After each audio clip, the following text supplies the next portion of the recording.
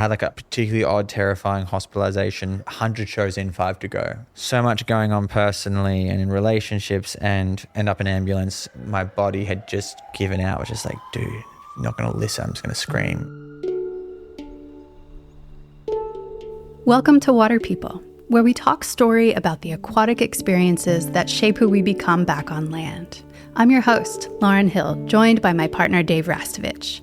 Join us as we gather stories, insights, and useful skills from some of the most outstanding waterfolk on the planet.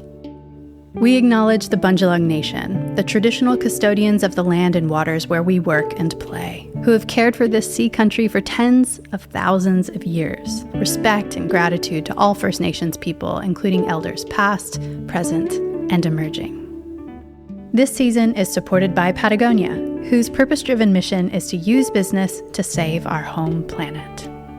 Today, we're in conversation with musician and waterman Ziggy Alberts.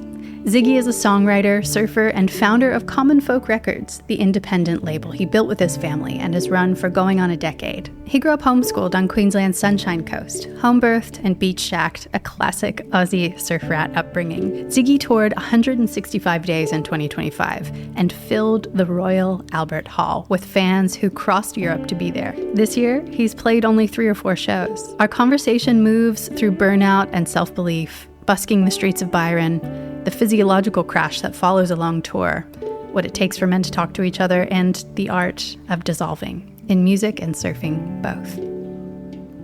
Here we are beginning season 8 of Water People, our 8th year digging into this wonderful experiment at listening and asking questions of people that we're really interested in. And we wanted to start the season with someone we've had encounters with over the years and also have admired from afar, and that's Ziggy Alberts. Yeah, great opportunity to spend some time, especially someone who's in that realm of playing so much music and so many shows around the world, and that very fast-paced life of being a musician in demand. That's certainly true for Ziggy, and his success is so great to see. His heartfelt joy with the whole experience is such a great thing to be around and to witness, and then also to get moments to hang out and go surfing and spend time in the water, which we did before getting to sit down and have this chat, which is, like, to me, that's one of the funnest ways to get to lead into a conversation with Water People chats, like with Tommy Carroll that time. Remember we went down the back beach behind home? Yeah, we had that buddy surfing day. And we all played in the water with Tommy Carroll. Like, that was just like it's just so great. So just before we got to sit down and, turn the mics on, Ziggy and I slipped down to a quiet corner of the beach behind where we live and share some waves that were actually really beautiful. It's like 4 foot plus lefts and rights, and we were splitting a peak often. He would go left, I would go right, he'd go right, I'd go left. And one of those surfs where you meet back out at the peak after riding separate directions, and we were so itching to start a conversation. And in one instance, we started 3 times, and we'd come back out and he would say, okay, take 2. Tell me more about that Michael Hutchence documentary that made you cry. And I'd be like, well, it all started. And then I'd try and start, and then a peak would come, and we'd be like, oh, can't talk, must surf, and we'd turn around and catch the wave and then do that over and over. So it was that kind of surf where there was no one else in sight, and here we are. He's a person who gets in front of thousands of people and recording sessions and cameras and media and all that. I'm someone that dips in and out of that world with cameras and documentation and sort of being looked at in that way, and I really, really cherish quiet, personal surfing moments, actually just ocean moments. Doesn't have to be surfboard riding at all, just very personal moments like that. And I really love to share that with 1 or 2 friends, where you can be silent and just be marveling at the light, or looking at the dolphins surfing, or sticking your head underwater listening to the first whales of the season, which was yesterday. And so we got to share that kind of morning, and it was just great to reconnect as we've crossed paths for over a decade now, but always in those fleeting moments where it's between tours for him, or I'm doing something out in the world and we'll share a night at an event or something for Sea Shepherd or whatever. So yeah, wonderful time to spend together. I remember encountering Ziggy in the car park of the Pass or Wategos. He is a really lovely longboarder, in addition to all of his shredding on guitar and on littler boards and on foils. So I always really appreciated that he was kind of spectral in his watery life. But I really wanted to chat with Ziggy for this conversation around what it means to be a creative person who makes their livelihood out of their creativity. I feel like as I've turned 40, I've really stepped into the busiest season of my life that I've experienced so far. And I realized at the start of this year that as I'm giving more of my time away to other projects and still to family, I need to really set boundaries around my creativity if I want to have a regular and sustained practice that I feel like really fills me up, whether that's like painting or writing or other creative outlets. So I really wanted to chat with Ziggy around how he does it, how he tours and makes books and writes songs and has this very big life, but still manages to protect time to keep making the things that got him into the, incredibly successful place that he's in now.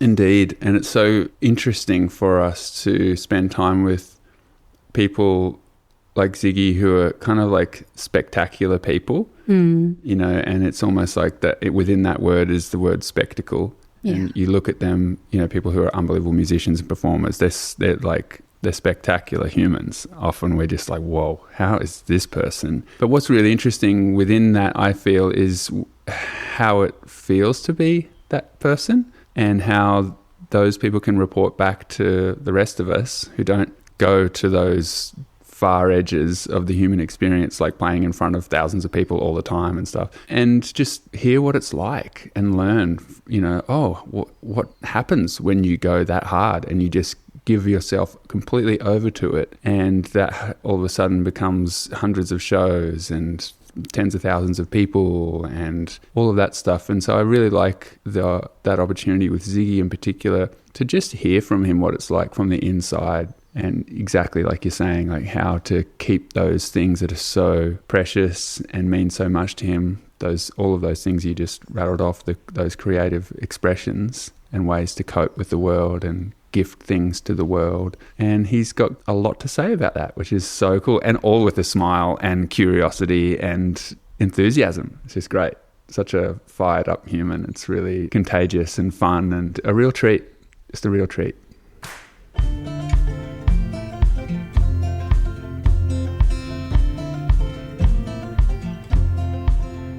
I flash back to, I think it was called Three Worlds on the Goldie. Do you remember that place? It was a drum shop along the Gold Coast Highway near Broad Beach. I know there. exactly. I don't know if it was actually called Three Worlds, but there was another store like it on the Gold Coast, which was a eclectic musical instrument store, and they used to have events and stuff and things there.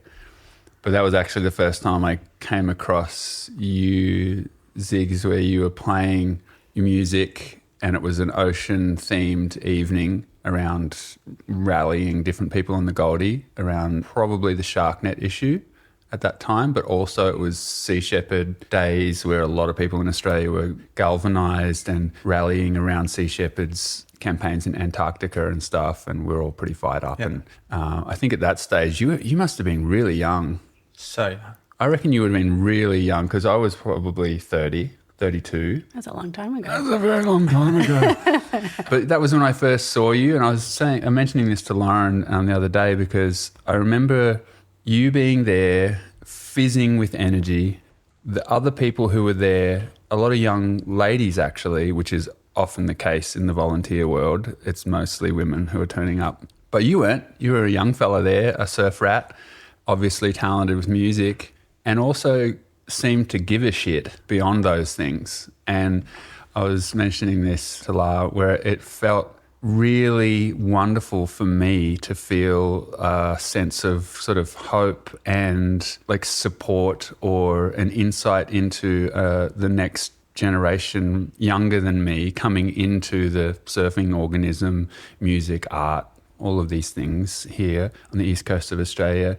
And you were there, and it was like this little crew that felt like we're filling a space where at that time I actually was very burnt out. I'd been doing that work endlessly actually with Howie for a few years, and I was very tired. I was just super tired, and I needed to pull back and just be quiet for a while. And I felt like I could do that because I saw you and I saw the crew around you, and it was just really wonderful. And I just thought it'd be interesting to reflect back that and see if you at all remember that, because I do, and it was a really good feeling. I remember not the Three Worlds drums, but I remember that joint because I'd play there on the regular. I could again paint it to you like we said before. The Brazilian guy who ran it, his name is Vlad, and I still have a book that I never returned that I should have from that cafe, because it was a cafe. It was like a cafe space. With Exactly. And it was a book about Australia, like early photography Australia. So sorry, Vlad, when you hear this, the book never got returned. It's still at home. But that was I must have only been 17 or 18 when I first started doing stuff with Sea Shepherd, like as early as I played music, which is a bit akin to what we talked about post-surf, just that the way that I guess I moved forward was I was always wildly underprepared, but like just frothing at the bit. You know, that's how I got to stage, or I guess the environmental movement at that time I think was pretty galvanized, and super interesting to hear someone else say, you said you're like 30 at the time, to say like, to be transparent about being burnt out on it. And that's like, feels really appropriate at that time in your life, whether you're right or wrong, or whether your perspective grows on the issues that you're challenging. But it's like the perfect time because you're like fizzing with energy to give a fuck and you do it. Yeah, wow. Such a magic time. I think to like Brunswick as well, to like the Hotel Bruns, and doing Sea Shepherd gigs with like Bobby Alou. Yeah, magic time in life for sure. A long time ago now, it feels maybe like. Yeah. I'm 31 now, so it has to be, that was like 2011 or 2012. I started playing almost as soon as I could learn to play. I started playing live, which is like a terrible idea, but like I had to learn quickly. That's how I learned quickly, was on the spot. I find that interesting also, given recently we were sharing film projects that we'd been working on, and the idea of a live sort of test screening with people we used, and we were still pretty much in the editing room. And what was cool was filling the room with, you know, thinking, feeling, breathing bodies, was that you could really tell the moments that worked and the moments that didn't. Yes. And then by asking everyone, come and tell me afterwards what you think, and we'll incorporate your feedback. Like, seriously, tell us. And people came in and were so kind, but also like clear. Hey, that thing there with the voiceover really lost me, or, oh, I loved that bit there, and this was funny and that wasn't. And it was such a fast track to making a better thing in the end. You would have felt that too, I'm sure, a million times over, the things that worked and why people would stop and not just walk by, or when people would even give you some cash or something. I was too like late in the piece. I was in this awesome time where I was just on tail end of CDs, which is like amazing. Printing CDs into paper, like into like almost like sandwich bags at the time, and I had like a little stamp with my name on it. Such a valuable time to just deal with what you have. It's like the situation isn't perfect. Sometimes someone who's got mental issues is like maybe trying to like physically get involved with you. You know, like you're facing so many things, you know, it's quiet. People don't stop because they also don't have to. Yeah. So someone said to me out in the surf and broken, someone raised with me like how it's such a great thing because there you are offering, and it's not an immediate exchange. It's not, hey, you bought a ticket so I'll perform. It's like you're there and you're performing and no one has to stop, but people often do. And that was like such a cool perspective, which is the incredible thing about feedback from people, particularly in like when you're making something like a movie, or when I was working on early albums, like you just got the feedback you needed to know. And what I don't know, but you both might have some experience with, is that I feel like back in the days with recording, sometimes artists would actually have audiences, right? When they were doing their albums or doing recordings, like they would have like people sitting not in the room necessarily, but sitting in like a viewing or around like the mixing room, because there is something that changes. Even when I'm rehearsing, sometimes I either will like, I've been going live on TikTok, which makes me feel very young and relevant, or having like friends pop in or nieces and nephews pop in and just watch. It just kind of like makes you stand up straight and go. And it's not, there's like a space where that might seem like disingenuous, but for me it always is like in that moment when there's eyes on you, busking, or when I'm rehearsing like that or playing the show, either you got to like put on a mask or take off one, I think, is how I feel. Either you got to put on your coat and like you've got your character, or it's just like strips everything away. And that's what I think music has like been for me. Those live moments is like, it's a real, just strips away and there you are. Well, it becomes a relationship, doesn't it? It becomes an energy exchange instead of just pouring out. You get, if there's someone else in the room, at least you have some sense of relationality in the performance. It changes everything. Awesome. Well, you can tell by the general froth levels of how much we just want to launch into I know, this, we're going way too far. Way too far. I can feel Lauren's desire for the structure of how we usually do this kicking in right now, which I fully back and agree with. So, Lauren, do you want to take us to where we usually start this sort of conversation, which you are aware of, Ziggy? Yeah, do you want to start us there? Ziggy, you may or may not know, but we always begin in the same place, and that's by asking about a time or experience after which you were never the same. Would you be willing to share a moment like that with us today? Wow, not one that I usually share, but definitely something that comes to mind was probably the most burnt out I'd felt at about 21, 22 years old. And remember the lights in the studio being like noticeably dimmer. But I was aware that it wasn't that someone turned down the lights. That was just how I was feeling at the time really affecting how I was interacting with the world. And that was the same day that I, graciously got to talk to one of my dearest friends in the world, Sam, and I just broke down and told him how I was feeling. And that was such a release moment, I think, to be able to do that. But that I had never thought that as with such an incredible upbringing and such a life that I have had and that I have now, that I would ever experience a feeling like that. But that moment definitely comes to mind. Can you put words to those feelings for us? What did you share?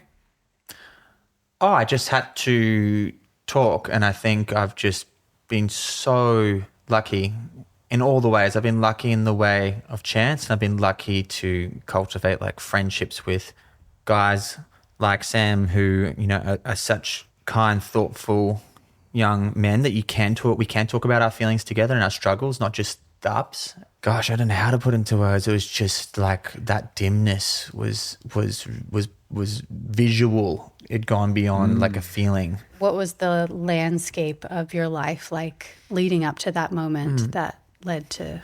Really beautiful, just tiring. Yeah. Just kind of probably not listening to the screaming signals of your life where it was just chaos. It was just like hard tour, early days of touring, not a great structure, too small a team for too big a task, and just injuries and things go wrong with the injuries on recovery. But being victim to your inability to stop and listen. I think that was the landscape, and that was like the first time that I really stepped back from music at that time and took like some time away from touring. It was the first time since around when we would have first met, and that, 17 to 22, like I just was hell for leather in that time.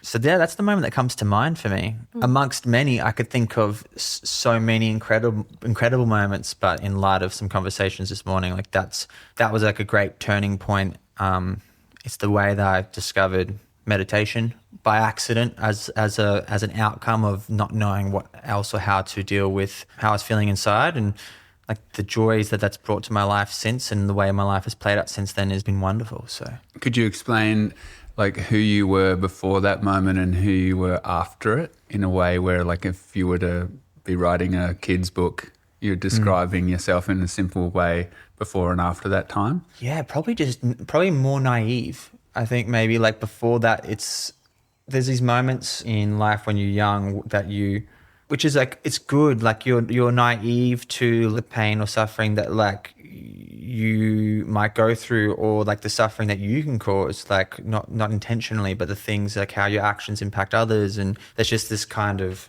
been reflecting a lot even lately on this whole like I just roll out of everything unscathed. There's like the times in your life where you kind of just roll out of the car crash, the metaphorical car crash, and you dust off and you're like, okay, on to the next. Or, you get washed over the rocks and you're just kind of like, well, that was close. Yeah. And I think afterwards realizing that you're like, you're kind of like, you're a cat with 9 lives, and you've knocked a couple off the board, and first there's like denial. You're like, what?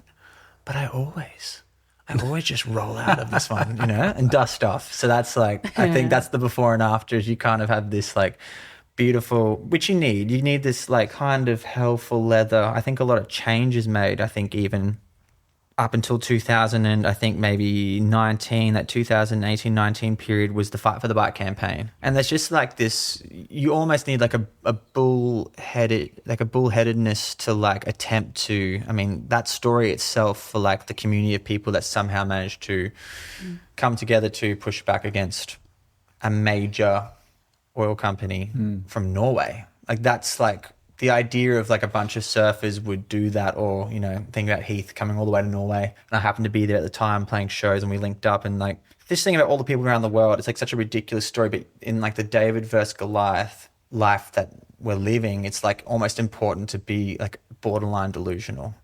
But then sometimes you have to, you like don't just walk away from all the decisions you've made. And sometimes you come out like with a couple extra scars, and just, I think, got to stop and learn. After those moments, which has been incredible, like that shaped so many moments in my life in 2017, 18, where I just started a record label, and I maybe wouldn't have been as tied to my values, because I had a very real sense of, okay, nothing matters. You can have all the things and everything can kind of look good on the outside, but if you don't keep cultivating like your own peace, if you don't take care of yourself, like you'll end up back here. So like it was really important to go through that at such a young age, I think. It's like shaped all of my 20s into my 30s now. Yeah, that's super fascinating. Do you have one of those moments, Lauren? I'm just thinking about like, that's an age, that's a period, it's one of those 7-year cycle moments, 14, 21, 28, the Saturn return, 35, 42. There's all these key moments. When you were 21, did you have one of those moments? Oh, I've got a few. I think we all have a few. I think we have too. And for like the emotion that bubbles up in me and hearing your story, Ziggy, is like about being humbled by life. Like going, oh, I've had a pretty good run. Like I've been making the connectors all the way to the beach, but sometimes you eat shit and you headbutt a rock. And and for me, one of those moments was after uni. Like, it's not a big thing, but it was definitely a turning point. After uni, I just put in 4 years studying really hard, studying environmental science. And I had this amazing professor who encouraged me to use my new academic skills to study surfing. So I did this thesis, whatever. And then I graduated and the global financial crisis happened. And there were just like no jobs. So I had to move home. And I just I had huge student loans. So I had to work out. And in the States, those loans start accruing compounding interest within a year. So I was like, fuck those loan companies. Oh my God. I'm going to pay these things off before they get 1 extra cent of my money. So I just gamified many part-time jobs. And in that time, I was like, whoa, I had this incredible gift of not a lot of time, but not a lot of work that was very demanding of me in a deep way. And so I had this extra time to spend in the water. And I got to surf so much because I could make my own hours with these other part-time jobs. And I was like, oh, what I really want is not to go and work for an environmental NGO in Washington, D.C., which is what I thought I was going to do. Mm-hmm. Instead, I was like, oh my God, I just want to be in the water. I want to be a surf rat again. And so I did that, and I started playing with writing and making little films. And it was not because of that, but then Dave and I re-encountered each other, and it just sort of dominoed into the life that I have now because of a complete humbleness that life gave me of realizing I have no control and that I actually just need to stop and listen to myself. That's great. And then, reassess. That's great. Mm. And you? No. There's many questions on your piece of paper there. Okay. We'll get back to that. Ziggy, I'd love to trace back to your origins. You were homeschooled on the Sunshine Coast until you were 13. You went to public school, graduated when you were 16. Is that right? Like Dave? Hey, high five. Yeah, very good. Early achievers. Yes. Out of there. Loud inside voices. You've said that homeschool really allowed your life, but also your education to be really grounded in spending time together as a family. I've been thinking a lot about this as our boy goes into school and we don't have those daytime hours to spend together. How the institution of school can make it more difficult to know each other as a family. And that would have not been true for you as a young kid in this familial education setting. I'm curious about what else was it that you encountered not being in school that you feel like you wouldn't have had you been in school all along? Yeah, so was born stormy July. I was also a home birth. Everything was at home. Wow. Homeschooled, home birth. We did the home thing. Radical. It was also in the 90s. And so it was like still, it was not yet like hip or slightly trendy as it is now. It was still like, what are you doing to your child? So like shout out to them because it was pretty brave in hindsight, in ways I still don't understand without a child. Like it's brave to be, it ain't pretty to say like you're homeschooling, 4 out of 6 children. I got 2 older brothers brothers from other mothers, and there's 4 of us that are 5 years apart, 93 to 98, and we grew up as this like crazy upbringing as just renting beach shacks on the Sunshine Coast in Queensland and climbing trees and surfing and skating and doing martial arts and in between doing school. I think in hindsight, I probably just got to be myself. And I actually think this is really important maybe it's even more important for young boys, like looking at my nieces and nephews, it's maybe even more important for young boys to be able to express themselves, like let's say from 0 to 12 or 13, it's like such an impactful time. And the more I look at like girls coming up, like they're like so tough in some ways, like so like ready-made to deal with the world. Whereas like for a guy to be expressive or sensitive or like learn to contend with all my big feelings and emotions, like I'm stoked I had like, without bringing I did, like it probably allowed me to have that, know that, and have the support that when I went to school, which was like a really awesome experience to do both, I kind of had that background. Yeah. I'm really curious about your parents because I feel like a lot of times people who choose homeschool, home birth, they're making choices that relate to the experience or the lack of experience or the lack of unmet needs that they'd had in their own lives to choose something very different, most usually in reaction to what they experienced as, in their upbringing. Was that true for your parents? It's funny. I don't think so. I feel it was more that they made one decision, which was we want to like have a family that spends time together, and they were like, we just want to do everything as authentically as possible.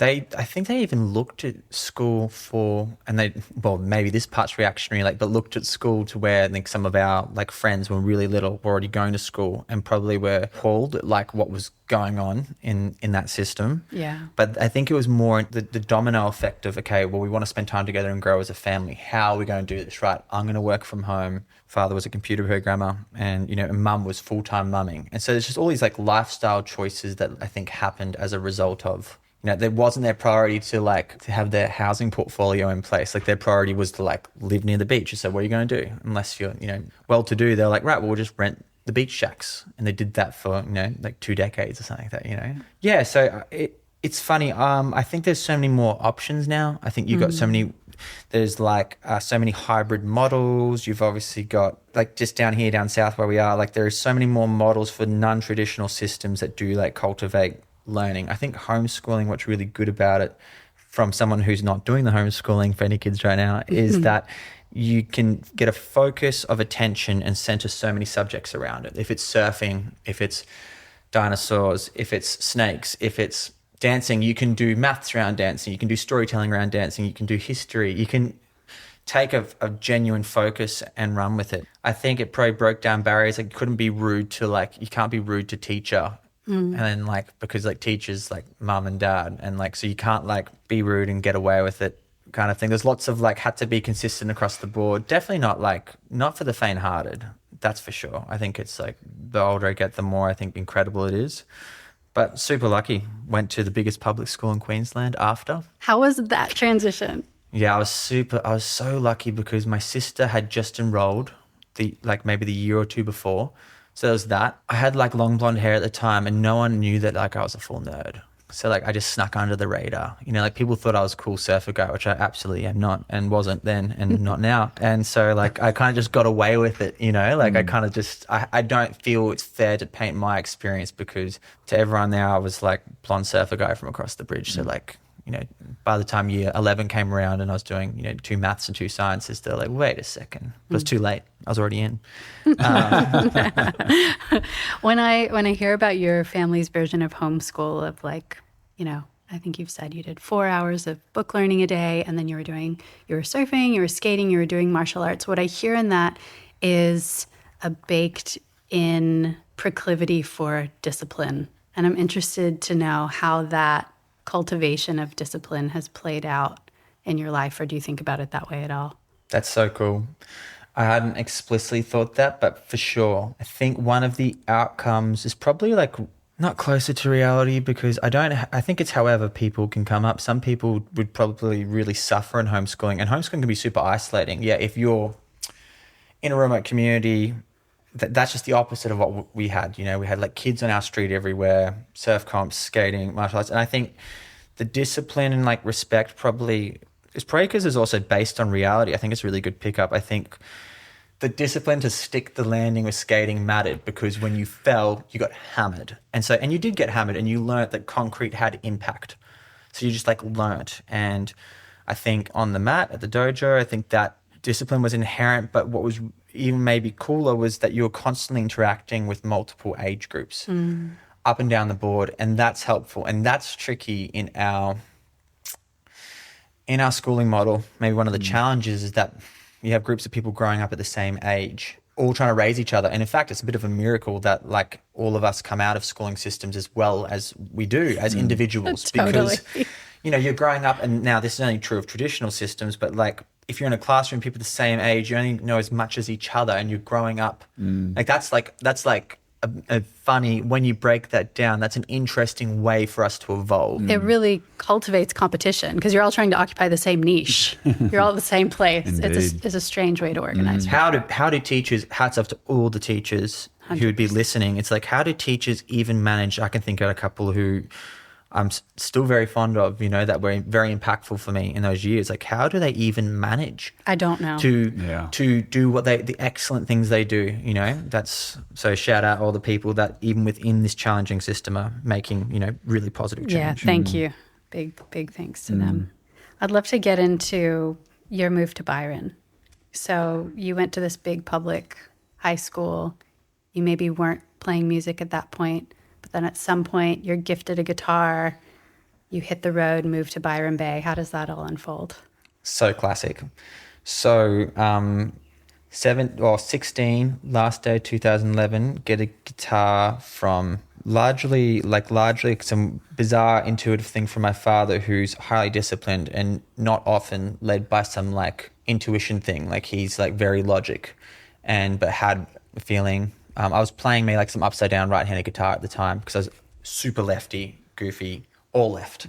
And so playing chords upside down, but got this left-handed guitar and just fell in love with it. I was actually, prior to that, I had this little piece I don't know if you know this, but I had this little piece in like a local surf bag at home. I was doing like creative writing pieces.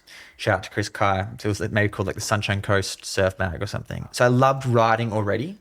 And then listening to a couple of impactful musicians at the time, oddly a hip-hop duo from inner West Sydney who were just great storytellers, kind of like rap and jazz. And I was like, okay, you could turn whole stories into like 3 or 4 minutes of song.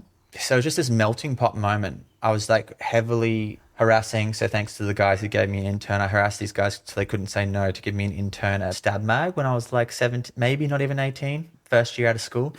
So like went down to Sydney and like stopped in there a couple of times, like wrote a couple pieces. But that was like happening then. Got a gig collecting glasses at a live music bar. Had just picked up a guitar, still surfing, just this melting pot moment. That was 2011. And again, like thankfully with enough just homeschooled faith in the universe, I just went out and was like, I'm just gonna go and perform, and way underprepared. And I can't believe some of the people shouldn't have even paid me. I'm thinking back to one gig in particular, to a certain venue, where I'm like, I can't believe those poor people had to pay me to play. It's just a ridiculous notion looking back now.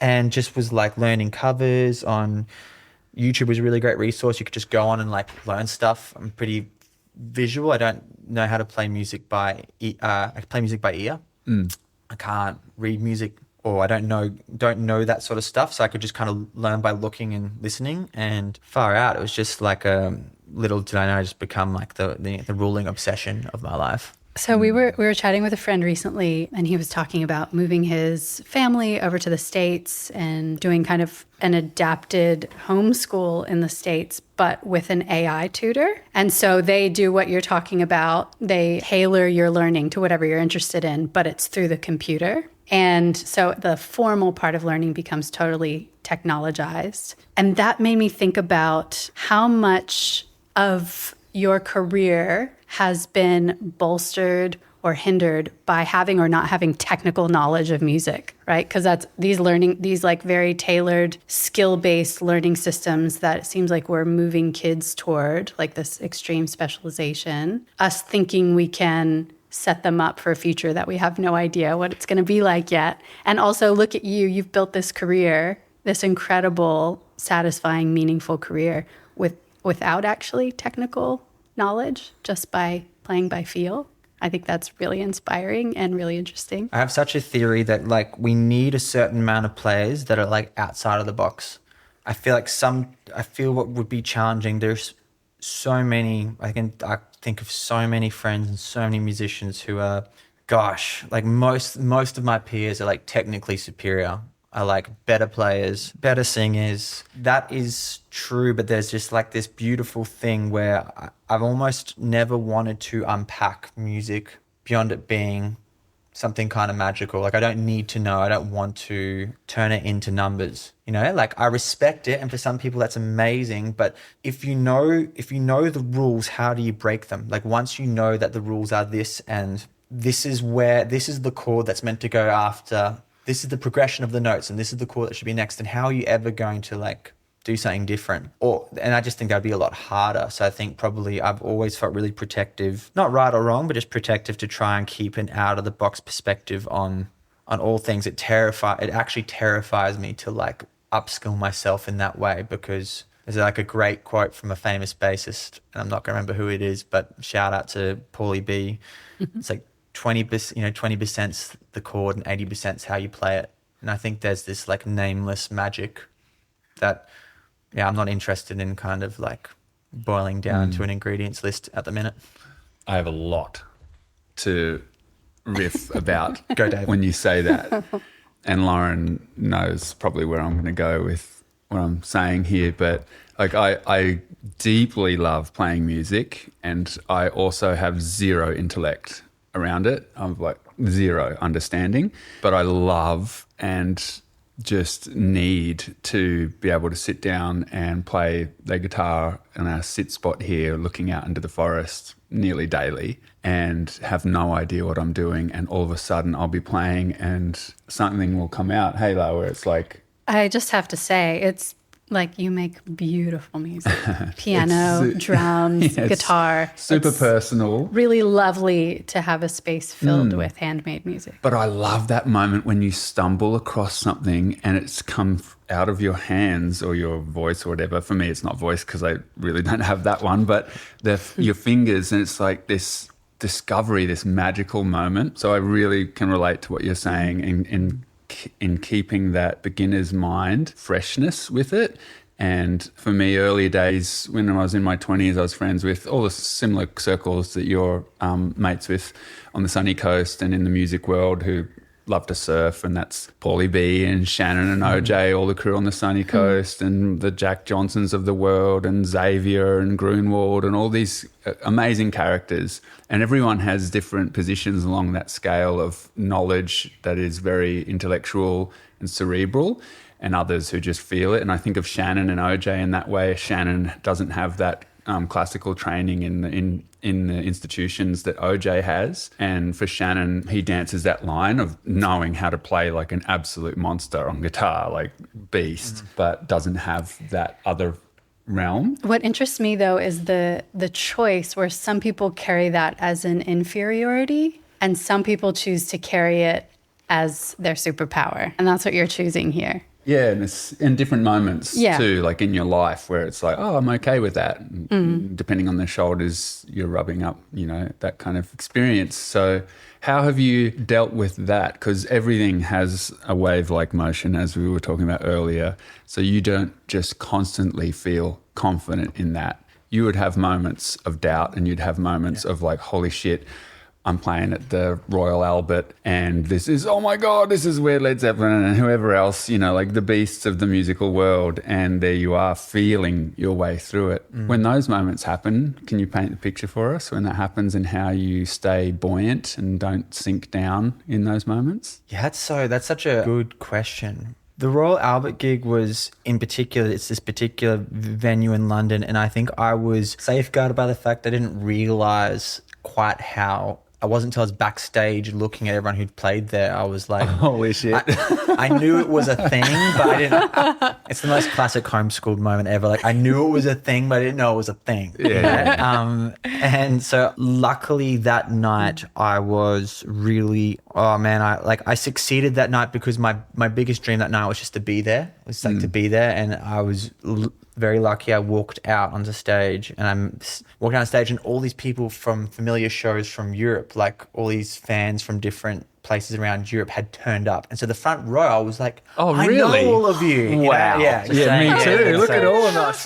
Chicken and, skin. so that I didn't have control over, but that was like this thing. It was kind of like, like, you know, like big scary monsters. Like, I know you people, you know, like people I legit, you know, like have people that now have become friends or come backstage every time. And it's, so I was really lucky in that evening through practice and intention. I got there to where I was there, and I just really enjoyed the evening. But ironically, next thing, another venue in London on a tour a couple of years ago. I forget the venue. It's called Hammersmith. Again, it's like one of the top venues you play there. And I'd played to like 200 people the night before in some random English city, and then played this show, and you know, and this big show is supposed to be the best show. I remember playing that show and just not feeling it, not feeling connected to the crowd, not feeling connected to myself. And how do you deal with the insecurity? Oh, gosh.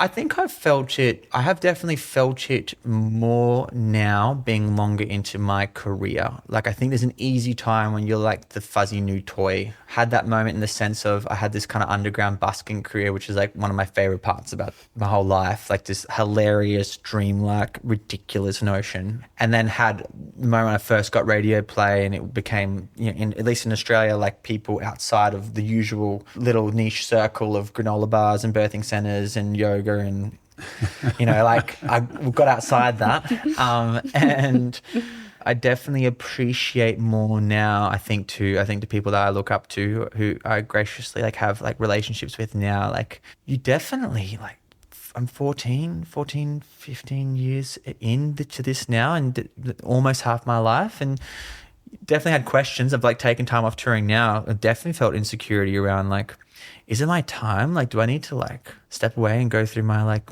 you know, like mysterious, like, I don't drink, but, you know, mysterious drinking wine and disappear into like, you know, the bush kind of moment. Way too much of a socialite for that. But,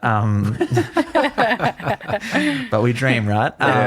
So I definitely can relate to the insecurity more than ever, because despite what, you know, I've managed to do in my career, it feels like as you get older, maybe you just get a bit more conscious about things, not necessarily wiser, but like I'm definitely more conscious about that feeling. And I definitely have battled in my time off, which has been amazing. I'm off tour for the whole year, for all of this year. I've played like three or four gigs in the whole year, which is like last 2025 was 106 gigs, 165 days. Insane.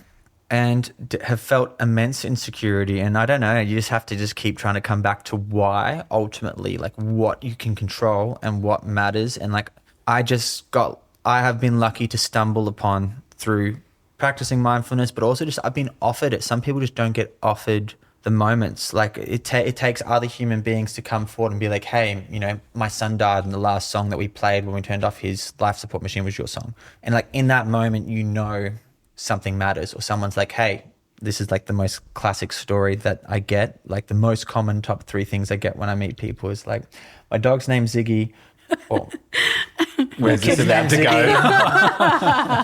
or you were in my birthing playlist. That's like, it's one of those 3 things, you know, like, and the birthing playlist is probably the most common. So like that can help you push back against insecurity because it's real.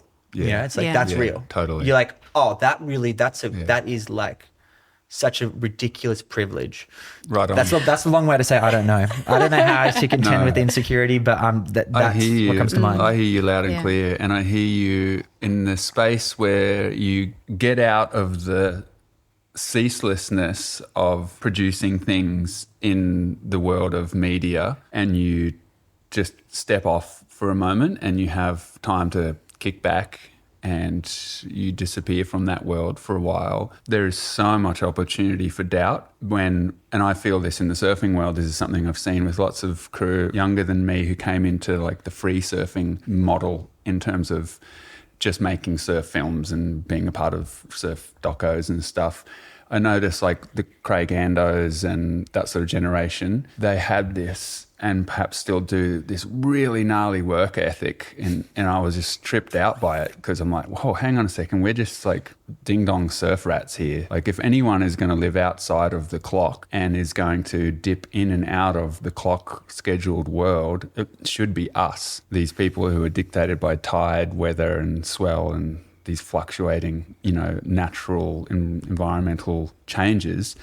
But there was this thing I was seeing where they didn't feel like they could stop. If they stopped producing stuff, that is, which is essentially touring, yes, they would disappear in the eyes of the world and their momentum that they were building would just dissolve and they would kind of have to start from scratch again or something. There was this endlessness to it that I really worried about those younger guys. I was like, holy shit, man, like you're not in the contest world of surfing, which is relentless. There's a schedule, like they know what they're doing every week of the year. Even though we were outside of that as like free surfers, there was still that type of dominance of your time happening. And anyway, I just remember having some concerns around that for crew because I'd be like, holy shit, you guys are going to burn out, either get addiction problems because of that burnout, or you'll cook yourselves, you'll go really, really hard and the flavor of the month thing will happen for a little bit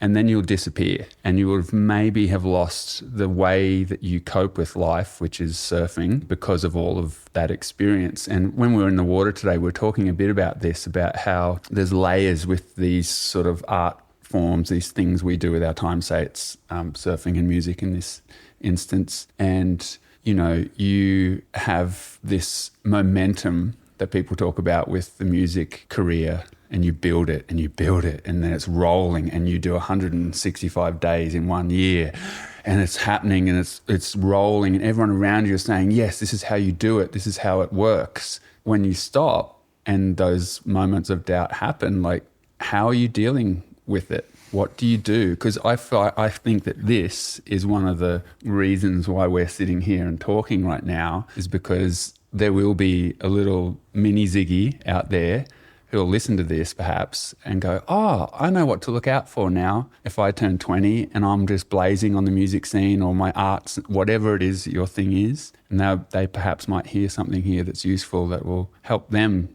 avoid that kind of burnout or struggle. So what do you do? Like now you've got the gap. How are you going to do it? Far out. I've never thought, talk about self-centeredness, but I've never thought about the way you just described the free surfing thing, and particularly linking it to like this generation, like the endless cycle and producing content, like, and your observation of that and how, whoa, these people are going to burn out. And I feel like that's ramped up in surfing and in music. And like you just said, even potentially, I almost think it could be even more full on in free surfing because there is no clock. So unless you like, you just said like there's no structure to lean on. You have to create it. You're creating all the time. That's where like touring is almost easy because I've got a mission. Like my mission, rain, hail or shine, is that like you get up on stage and like it's amazing. It's almost like an excuse to like just get over yourself and do it, and you have a really great time. But the show starts and the show stops. Show stops. Yeah, the show starts and the show stops. And I probably would say to people coming up, and I hope I've articulated this well enough, there is like a whole swath of people coming through the ranks, which is amazing, of singer-songwriters. And I think of a friend, Steph Strings from Victoria. Like she's coming through and having like, I feel like her biggest year ever now. And she's like come up through a couple of us, like friends, like has been doing support gigs, and now she's on her own world tour and she's doing her headline shows. I probably wasn't prepared and probably still am like not, I'm still learning how to contend with the physiological dichotomy of what goes on. So like here you are at night, useful, working hard, like you can justify all of that. You're stacking dopamigenic experiences, you're singing, people are screaming your name. You're like, like how to make a complex with a human being. Yeah. If you think about it, like it's crazy because not only is it like people screaming your name, they might be screaming your songs and stories, and you're singing in unity together, which is all ridiculously, and then that's some deep Powerful. Evolutionary brainwave stuff. You know, like it's truly is incredible. Then you might be doing that with a team. So there's like this emotion of you've come together as a whole team to pull off this event. And then there's your home team of like family and friends who run the label, and you're all like, and then Monday. Yeah, far out. I don't know. I think the last moment I can think of where it really got hold of me, I'm always surprised about it being a when, not if. There's always a small part of you that I think when you finish tour, I talk with all my buddies, touring friends around this, the post-tour blues. I think I'm always surprised by, even now, all the years later, you always kind of hope that it's just going to be an if you go down, if you feel down, opposed to the best way you deal with it is say, I will. It's probably going to be about 3 days later, and the next couple of weeks is going to be times I'm going to wake up and just be washed. And I would love to one day nerd out and like get hooked up and like measure like what's going on chemically in your body, because it's like, I've never done like hard drugs to know, but what I can imagine it feels like is it's like a full calm down. And now I think about like how sick I've gotten, like just like where I thought maybe I just picked up a bug or something, but now I can like looking at the pattern, I've just been like, okay, it's like withdrawal. And I don't know. I've always managed. I think that like talking, I think one of the last times that happened, I was like, called my buddy and just said, yo, can we please hang out? Like I'm like washed. Like you're just shaky and just, I think it's so physiological. I think that's what's trippy, is that like you can be holding it together mentally, but like the physiology of just pushing and being on that adrenaline, lack of sleep, cortisol, sleeping wrong side of the clock, other side of the planet. Yeah, I don't know. I think there's this like question that I have often thinking about, like I have my dreams about wondering if I could like do more than I've ever done now. And I'm always then asked that question and look at people like look at Jack and think, yeah, well, Jack's life is amazing. Jack's life comes with other things. If you're like the flip-flop superstar, like if you're the Jack Johnson, like, and you're a superstar everywhere you go, basically, which he is, shout out to, you know, the GO. There's things that come with that, or things, the documentary that we were talking about in the water, there's things that like come with that. I feel in short that I would definitely tell like the younger version of me, like, yo, you need like a strategy, whether that's like a phone-free week or go on like a mellow camping trip, reconnect with nature.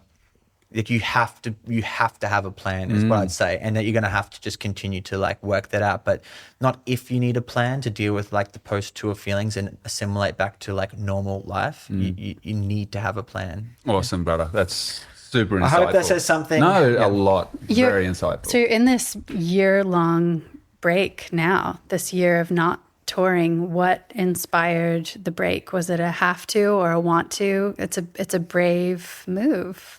Yeah, so many good things come from it. I think I know that now, as trippy as it is. I had to, like, it was natural. It was a natural thing. First it was I want to, and then it was also, it would turn out that I felt like I really had to.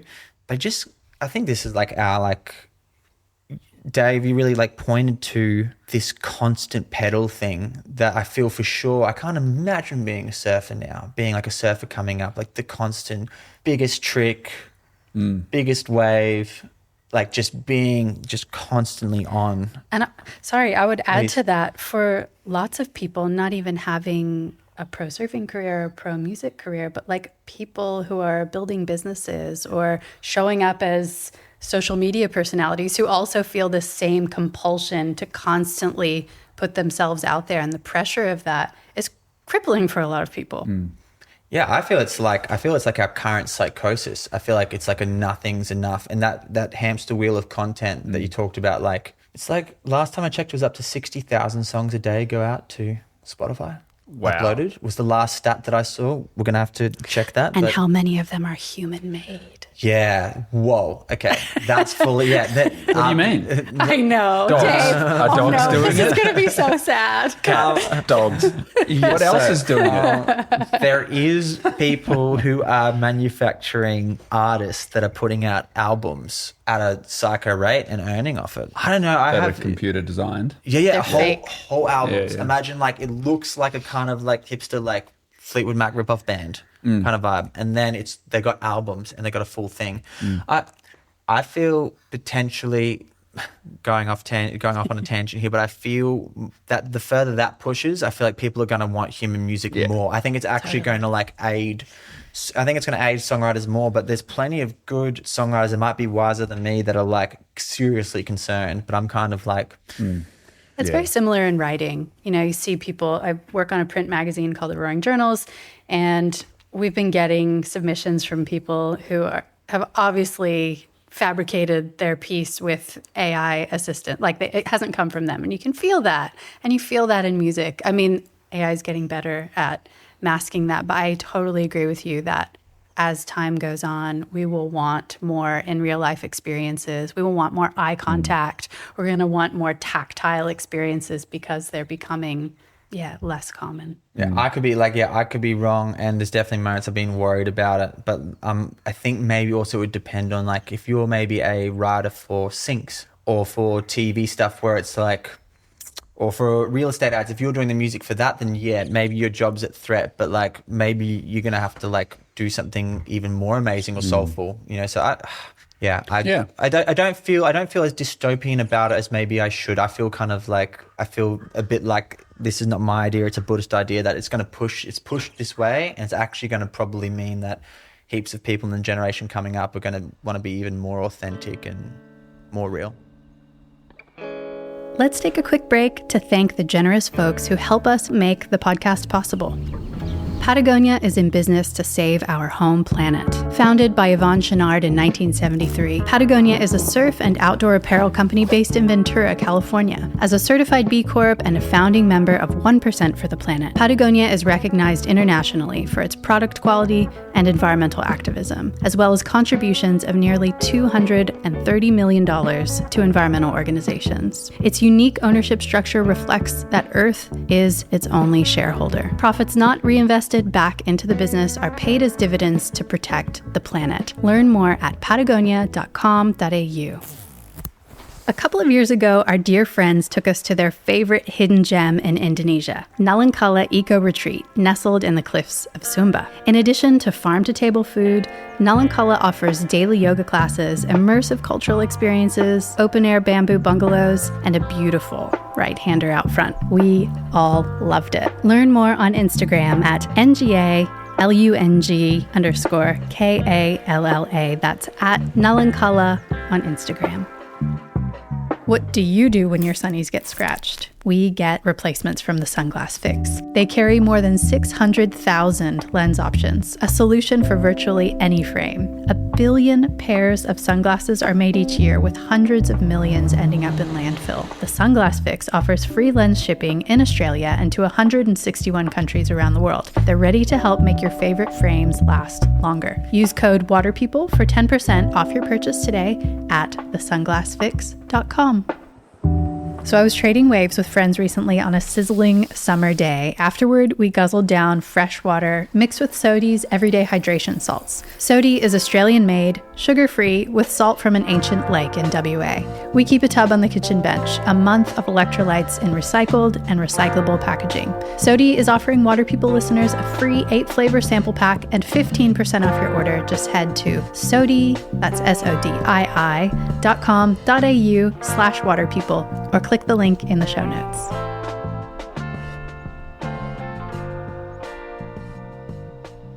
You mentioned the record label before, Common Folk Records, you founded with your family. I'm curious about your choice. At some point, big record labels would have offered you squillions of dollars and many tempting things, I'm sure. What made you choose to continue being an independent artist? I was on a boat when we were discussing I got pretty close to signing with somebody else, and I just couldn't let go. So firstly, probably some control trauma definitely plays into it. But I think I just wasn't convinced that someone could do a better job. The moment even now that me and management team, or if we really thought that someone was going to change my career some fundamental way, we would still consider it now, but just I guess in maybe the last, it's coming maybe 8 or 9 years, might have just been the 8th birthday, last month. There hasn't been a time yet where I've been convinced that someone at a major label is going to be able to do a better job. I think also retaining your rights, it's something that I don't really understand. Because I was independent before and I stayed independent, I can't really speak on James Blake, who recently became independent, who's a fantastic artist. I don't know him personally, who can speak on the horrors that he's contended with of not having rights to his masters. Or think about a mainstream artist like Lorde from New Zealand. She maybe just got out of a deal that she's been signed to since she was 13, and she's at my age. So it's almost hard for me to speak on the other side of it. It's I just know I've retained my rights, and I have released music. I might argue with my family about it, but I release music when I want, and my albums don't get shelved if they don't fit, the album narrative. I don't get dropped from the label for wanting to stand up for fight for the bite. There's all these kind of knock-on effects where I guess I just have the freedom, but it's been such a part of my life. It's almost hard for me without the experience of being, it'd be cool to sit down with someone who's been on a major record deal their whole career. It'd be cool to sit with them and compare notes. I think just I haven't had to answer to anyone, and that's really good. And I can take this year off, and it's a big responsibility. It's not for everyone. It's being independent's a fancy way to say that you foot the bill. The cool thing about a label is that they foot the bill, but the bill goes against your card. It's madness. They're still relevant now, and there's still amazing things they do. And I had this one moment on surfing after having some psilocybin, which was the best decision. And I had this moment of really disintegrating the idea that it made you better or worse being independent or with a major label. It disintegrated. It was just any prejudice. It was it's a bunch of people working towards, how can we not admire Ed Sheeran and all the humans that are working to make that possible? But I guess I get to retain my rights and say what I like to say and produce the music I want to produce and tour when I want to tour. And people, to that documentary that we watched, people are there's so much more control. Whole careers are made and broken. Whole lives are made and broken creatively on dodgily signed deals, So, oh yeah, and look at I feel culturally there's a world of it being exposed right now when we look at things even the Elvis Presley movie that was incredible, showing his radical manager that dominated his life. I don't know it, but tell me more. Unbelievable story. What about the Hutchinson story? Michael Hutchins' story. Well, his is different. But still, people who aren't the person twisting the narrative of the person and shaping their life as a result and of those that. mechanisms, I think that gets back to, it's thinking systemically rather than about just single individuals, but you could look at the system of it and they go, okay, the system of producing music and artists and the way that's shared with the world, that system is pretty much mechanized, and we look at all machines, they chew up and spit out stuff. and out of the exhaust pipe goes all kinds of shit. And a lot of the times those very artists, the core of it, are spat out like that. And the Michael Hutchence one we were just talking about, I was sharing with Ziggy how last week I had a big feeling week of being introverted after having an extroverted period of time where we were showing films and filling community halls, and I like to run like, you know, on the fly, like you were talking about, Ziggs, where I don't prepare. So I like to run nights with my whole deal. Like I can't run autopilot. I like give everything on those nights, and then afterwards I'm pretty gassed. And so I was having, you know, the other swing of the pendulum where I was very quiet and in the garden, surfing alone, being alone a lot, was bringing Minnow home from school, and we hit a ground pheasant bird with our car on the country road. And it's like one of the most beautiful birds you could ever see. So beautiful, the most stunning tail feathers, like an eagle that walks around on the ground, just so beautiful. And it just broke my heart that I'd taken this life so pointlessly. And I go spearing, I spear fish, they're beautiful, I love them, I respect them, but we eat them. And then the chooks eat their frames, and then the frame will go under a tree perhaps, and it's all used and meaningful.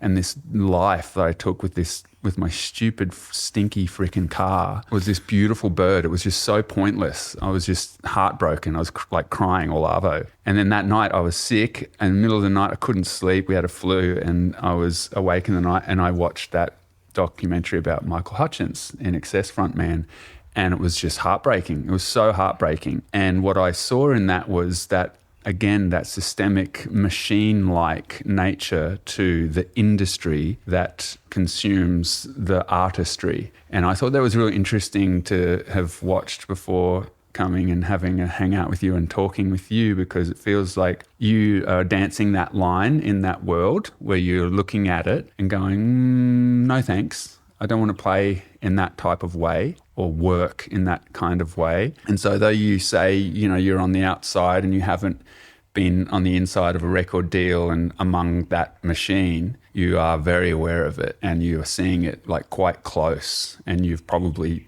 known people quite close who are being chewed up or have been chewed up by it. So when you mentioned in the water about the stacking of things with music, can you speak to that a little bit? Because I think that's really insightful and speaks to your level of like reflection and having a good look at yourself and look at your situation and what you get out of being a musician. And yeah, just that idea of the stacking and the value within your experiences as someone who makes music.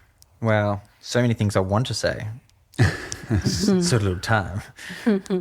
I think being independent is, people say you can't do it, or it's like, I think that anytime people tell me something that you can't do it or it's impossible, that's not the way it goes. Like, I think that if you feel the calling adventure to do it, then you set an example, so at least other people say, I could do it, or we could do it, and it just breaks that like paradigm. I think having the people that care about you more than just the music, and that industrial nature you talked about, it's so insidious. Like, even being an independent artist and taking time to reflect, it's so insidious about, you just like, it's like this murmur. There's a book called Ishmael. I don't know if and it talks about the murmur of like society, like the radio that's on that you don't hear, but it's always playing. And I think that's like, I'm at risk of that as much as anyone, about the sway, and it's just about making sure you keep listening. The stacking in the water that we talked about, for me, is largely about this. To me, it was explicitly towards stacking the experience of, let's say you're independent, so you have your rights and you go out on tour and you're touring with people that you care about and you're healthy and you get to go on stage and be mindful and you're singing your own songs, and people, if you're lucky, are singing more than one.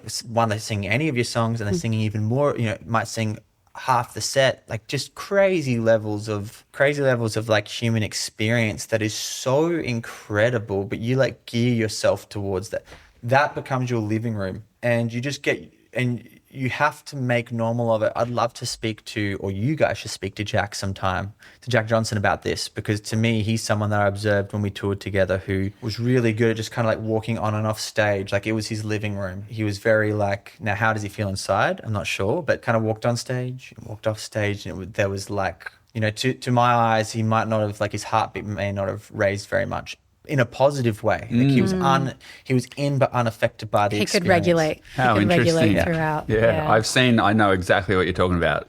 Yeah. You marvel at that when you see Jack. You're like, oh, you're talking shit on the side of the stage, and then he just walks out. And he's talking shit on stage. Yeah, and there's 20,000 people there going, whee! And that first and second gear and the intensity of that and the intensity of some of the shows and the length of the set that I started doing, I had to find the second gear. I had to find the second gear by the situation, the second gear. And like that Royal Albert gig was so special to me because I walked off stage like largely like unaffected by it. Like I was in it but unaffected by the big high and low of it, which takes a lot out of you. And you have to if you're going to do it every night.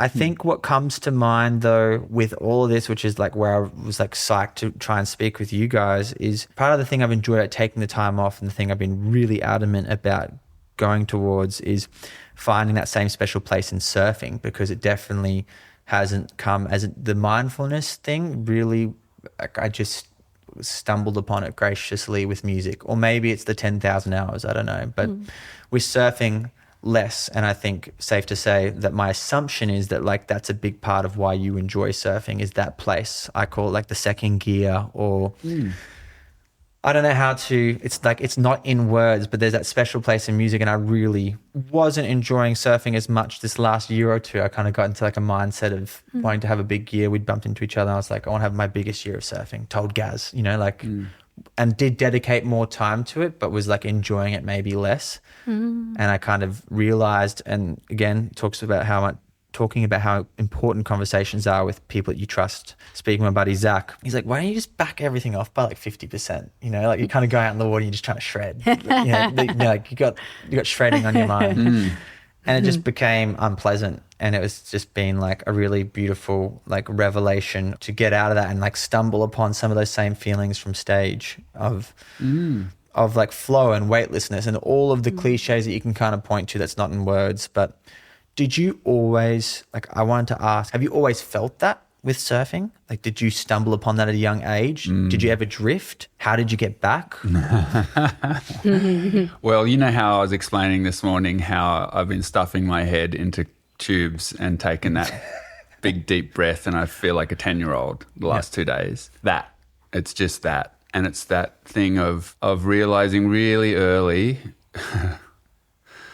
I get super sideswiped by these feelings. And it's probably that Michael Hutchins story of him taking his life, like my dad. Like just being a teenager with a dad that had serious mental health issues and my older sisters had left home. And the only way I could deal with it was surfing. It was literally the only, the only place, the only person, the only thing I could turn to. I didn't have family around, like no uncles or aunties. We moved from New Zealand. We didn't have a family network to talk with. I couldn't talk with anyone about what my dad was doing and what he was like to live with. And I just didn't have, there was just nothing else. There was just no culture of it. The Goldie was just not a place to talk about any of that stuff when I was a kid. So I'd just go to the ocean and I'd surf alone. And that was how I would deal with it. And then as soon as I started having things heaped upon that, which was great at the time, and I fully back it for lots of us being pulled into competitions, being pulled into sponsorship, being offered those opportunities is really good for a lot of us. And that's what I had as a teenager. But when I would go to the beach and I would surf in a competition or have a camera pointed at me, if I lost the contest and I'd come home bummed, or if I surfed and there was someone shooting pictures and I didn't have a good surf, whatever that is, I'd feel like I was a kook and I'd let them down or wasted their time or whatever. And I'd come home, I would be super bummed. And all I could see with my logic was that if I continued down that path, that would just get more and more complex, and there'd be less and less joy, and there'd be more and more of that stuff. And so I just knew very early, I was just like, if I cannot just go to the ocean and dissolve into it I'll come back to shore with all that baggage I went out with, if not more heavy, because I couldn't discard it, and I just wouldn't cope. And I just wouldn't cope with the world. And it's like, I think I'm a deeply feeling creature. So like the welfare of children, women and animals and ecology is like something I feel deeply about in the world, and for whatever reason. And often those areas of our world are full of pretty tragic stories, the way we treat women, the way we treat children, the way we treat animals. And so, to be able to deal with all of that and those big feelings and then function in life, it was just always about going to the ocean in the same way that we did this morning. Like that to me is that's my way, and I've just always known if I lose that, I lose everything. And like I said, I don't need to go out and like do fancy surfing, technical surfing by any means at all. And you probably saw that. I'm just going straight and I'm hooting and hollering and fucking so lit up, so full of joy and gratitude. But that's been perpetually, I keep that as a focus, because sometimes I'll get carried away with a project or with an opportunity. Just like you say, like people come and go, oh, let's do this together. And then all of a sudden surfing starts to have these layers to it. And I'll do that. And then I pull right back and go, no. I need to, do this way. I really marvel at the boundaries you set around protecting surfing as an outlet for you, mental health outlet, creative outlet. And Ziggy, I was really excited to chat with you around how in your career, as you've chosen an uncommon path of creating your own record label, and life gets exponentially busier or can get busier as you achieve more success. How do you protect the space to keep creating, to allow for inspiration to bubble through? How do you create those boundaries so you still have time to do the making that got you to where you are? It's not easy, is it? No. And I feel like that's something everyone can relate to, the compulsion to make and the pressure of not feeling like you have the time to do it. Man, no one's ever used the word dissolve with me, dissolve into. And that's like, I definitely feel that place in music. It's like no matter how hard anything else is in that moment, it's like this sacred thing. I don't think I necessarily have done the best job of late keeping the boundaries on it, which is why I've stopped. Yeah, I don't feel like I have done the best boundaries, because it's so addictive to be busy. It's such an easy thing to justify being useful. Mm-hmm. Like it's like obvious when you have a purpose. Like if your purpose is just to get on stage and do the thing, you can kind of just justify all the means to end. I haven't thought about this, but maybe I'm safeguarded by that. Like I am a sensitive person. I've been a sensitive person for a long time. And maybe just, I think no matter how hard I try and push it, I just think that my body doesn't. I had like particularly odd, terrifying hospitalization at like 100 shows in, 5 to go. And just like doing my usual thing, having a run, not resting enough. So much going on personally and in relationships, and end up in ambulance and like kind of very sideswiped by it. It didn't feel like, oh, I'm feeling anxious about life. It was just my body had just given out. It was just like, dude, you're not going to listen. I'm just going to scream and just. Wow. Yeah. Yeah, definitely the one of the probably like one off the rung it felt like that evening, got through okay, but just, who might have had a blood clot. It was inconclusive, looked like I had one, which would explain like the ridiculous heart pain. Could have been explicitly emotional as far as it could have been. It didn't feel like it, but maybe if you switched off long enough, like that's just being transparent. I don't know. I look at it now and go, oh yeah, maybe that's just your heart singing out to like, dude, you just never listen to me anymore. Was that part of what set you up for this year? For sure. Yeah. Like this year was already set, but if it ever needed more of a motivation, it was just like, okay, I'm learning the balance and having the boundary, but I guess that I'm here. And so I guess how do you do it? I've had like a really interesting full-on week or two and have been doing I've kept a journal for a long time, and not easy to do, but have like been looking at the patterns of the journal, and I'm in the midst of it right now. I'm not finished yet, but like in the midst of it, and that's definitely cool to look at like the reoccurring themes. So as mindful or learned or thoughtful, whatever else, I'm still I'm always shocked about how much I'm learning my lessons. And, you know.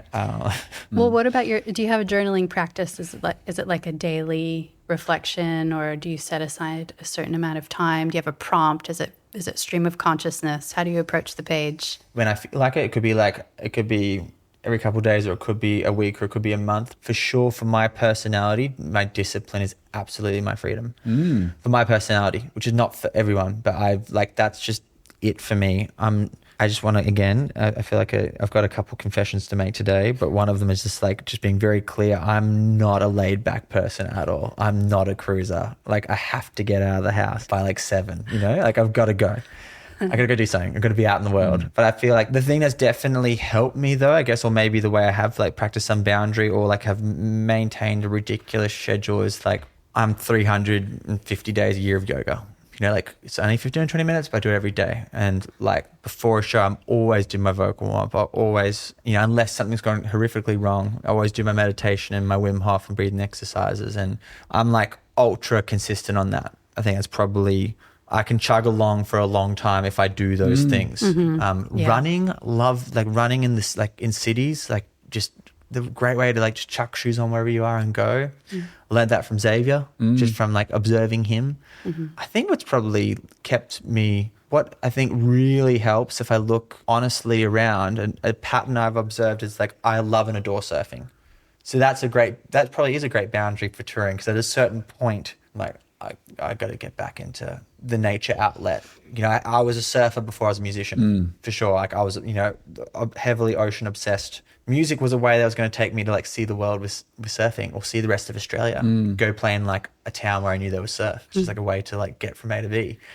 So I think that having other things in your life that you're really passionate about outside of your career helps so much. And I've observed that with Jack. Obviously he's got a huge environmental passion, amazing surfer. Look at, you know, someone like John Butler, who's really great with his hands and skating and metalwork, and musician. And you got someone like Zave, who loves surfing and running and camping. But like he's not just, I've observed that with people. I don't know if you've seen that the same with people who are like, I mean, those guys I could put there, right? They had more, they're not just musicians. I think being a musician is a lot easier because I've got something that I care about that's constantly keeping music in check, is that like I value my health, my mental, my physical health, and my like adventure. Having a spirit of adventure is ridiculously important to me, and like surfing is the outlet of like my spirit of adventure. I think that helps keep everything in balance, because if I don't have that for long enough, I just like throw in the towel. I'm like, I'm out. You mentioned earlier how 2025 was going to be your year of surfing, this intensive surfing exercise. How did that play out for you, and where has it landed you? I had a really great, amazing trip on a boat trip with all of my buddies. Wow. In the Ments. And that was hilarious and just one of the greatest memories of my whole life because of the people, you know, like the monsoon tea parties, you know, huge storms, and you're sitting out there with your sunnies on, still drinking tea, eating food and just being silly buggers. And, you know, the worst surf, it didn't matter. You know, we had a couple of days of insane waves. Surfing's such an act of self-belief, which is why it's important to me. I have so many doubts in general in life, and that's just been the way for me since I was little. People would maybe assume I'm more confident than I am. And being totally honest, I think I've just matched action with doubt. I just don't know what else to do. It's like, you got to go.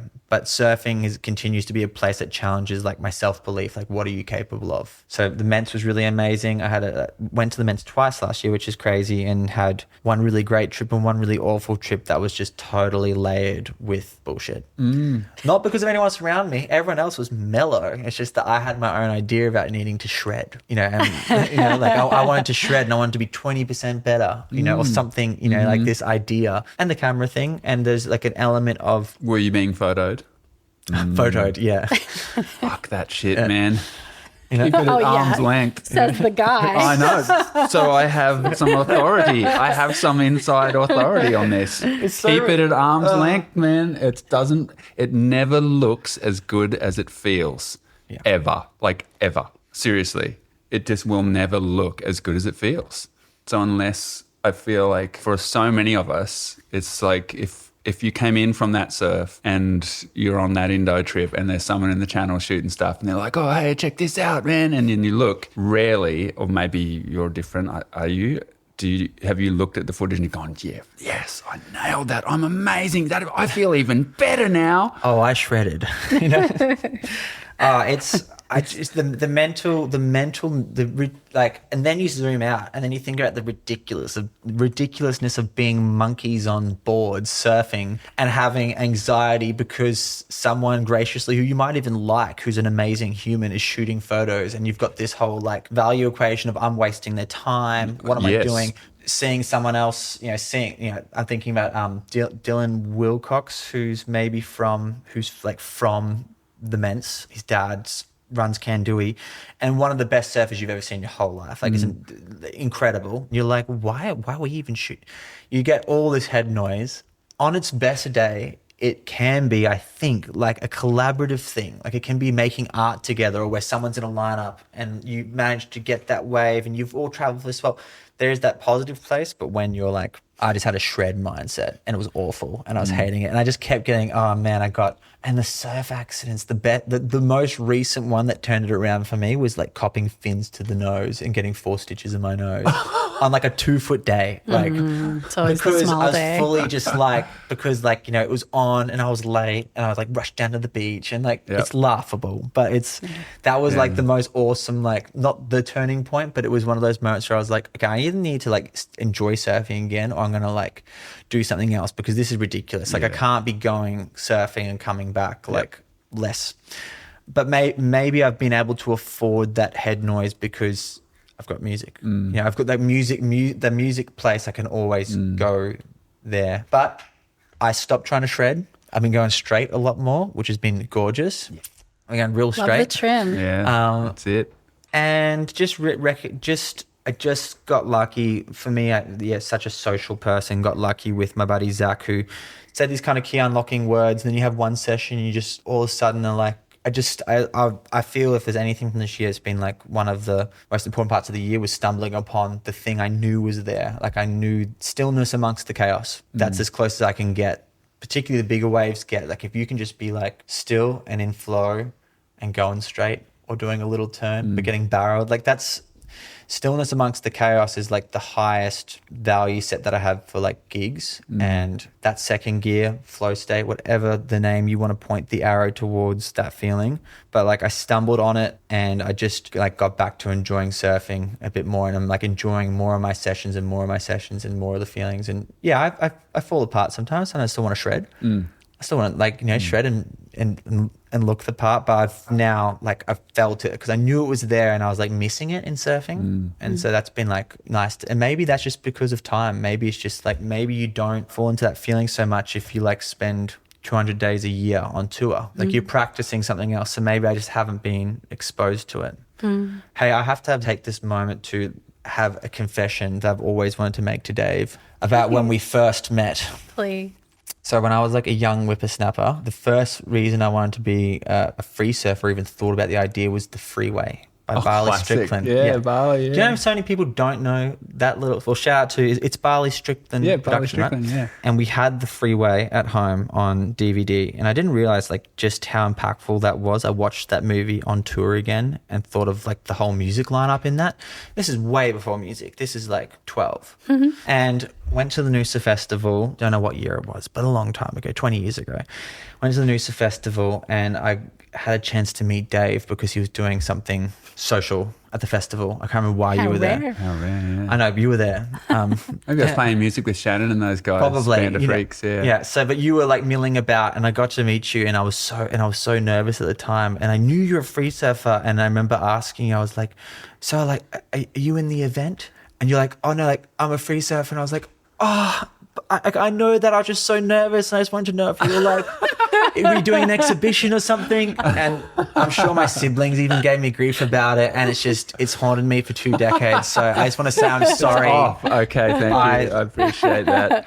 He's told me so many times knew about you that would- yeah, awkward of course. kid. Believe that. Yeah, exactly. I just had that moment, but that was the first time that I got to meet you, and I'm sorry that I fumbled the first meet. I'm sure you've thought about it a lot amongst all the other Groms that you've met over the years. Yeah, reflected on Just that let you many know, times. it's haunted me in my dreams. Well, it's gone now. You can let go of that one. Thank you. Oh, that's so sweet. Ziggy, you mentioned how important your male friendships are, especially to you. And Dave, you mentioned your dad earlier and the fact that he took his own life. Ziggy, you participated in a half marathon recently, and it was for men's mental health. Is that right? In Australia, 7 out of every 9 daily suicide deaths are men. In the US, 15% of men say they have no close friends at all. That's up from 3% in 1990. I'm just wondering what pulled you into doing that event in particular? Was it the issue? Was it the physical challenge? Why engage? I had no choice. I bumped into Doc on a bike ride, and they were doing 21 Ks, 21 days. So the brother and sister, it was for men's mental health, and it was for women's cervical health. It was like her cause, and his cause was mental health. And they were doing 21 Ks, 21 days, and I bumped into running him. 21 Ks every day for 21 days? Yeah. Wow. Yeah, and they weren't like ultra runners prior to this. So that's an insane thing. Like, even if you run regularly, Huge. that's just like... And I bumped into them in town. I was like, what on earth? I could see they were running. What on earth are you doing there? They're like, so you're going to come? Like, you're going to come on the next one? I was like, okay. So it was the first time I did anything particularly strenuous after being hospitalized. It was the first like pushing myself. But the beautiful layers of like doing something hard with a community, or like with community vibes, community spirit. With purpose, huh? With a cause. I'm a sucker for that sort of thing. Everything's easier like that.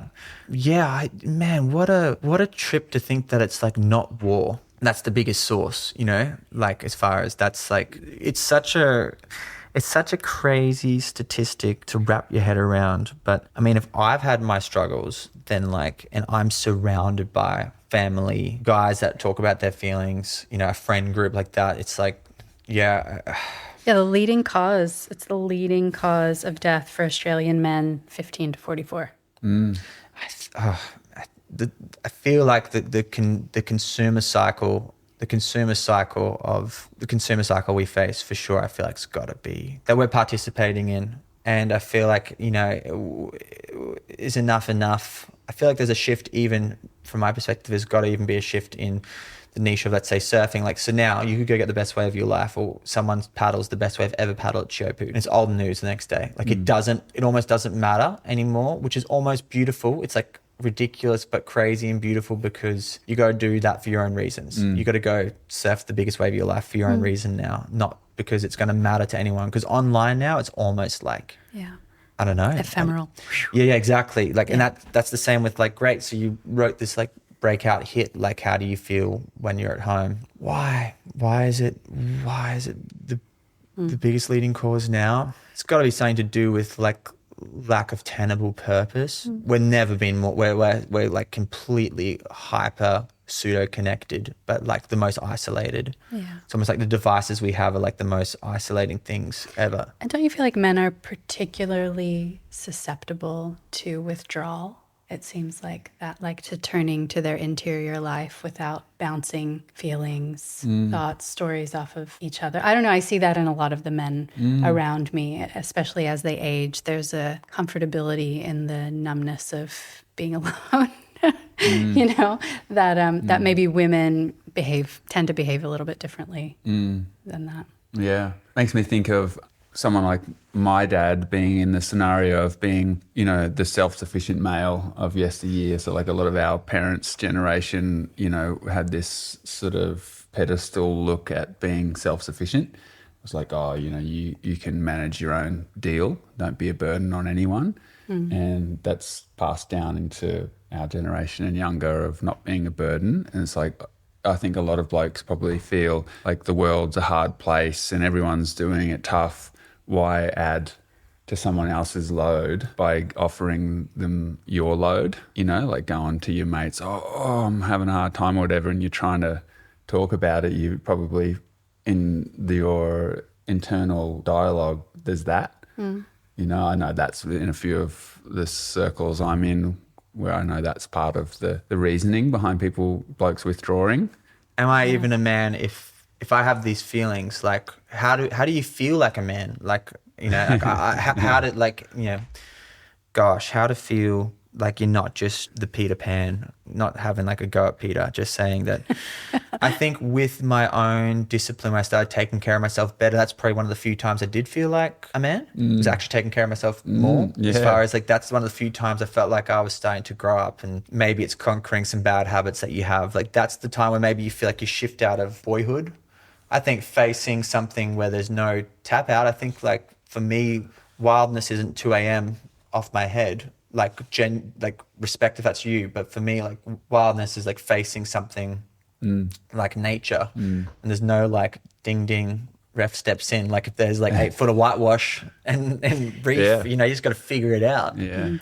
I mean, not being a man myself, I can just say that one of the great gifts of life is meeting sweet men who are able to share their emotions. It's like one of the most wonderful parts of life now, having grown up in a place where that was not my experience of men and how they relate to women in particular. And Dave, what I see in you is you have become your absolute best, most grounded self in your usefulness as a father. Like, that has really helped you ground and be less susceptible to the waves, like the more tumultuous surface chop that maybe was more affecting of you as a younger person. And also like seeking out conversations, and I'll bounce it back to you, La, because you've got this curiosity and the willingness to speak with elders and be researchy and reading all kinds of books and areas of inquiry. And I just think of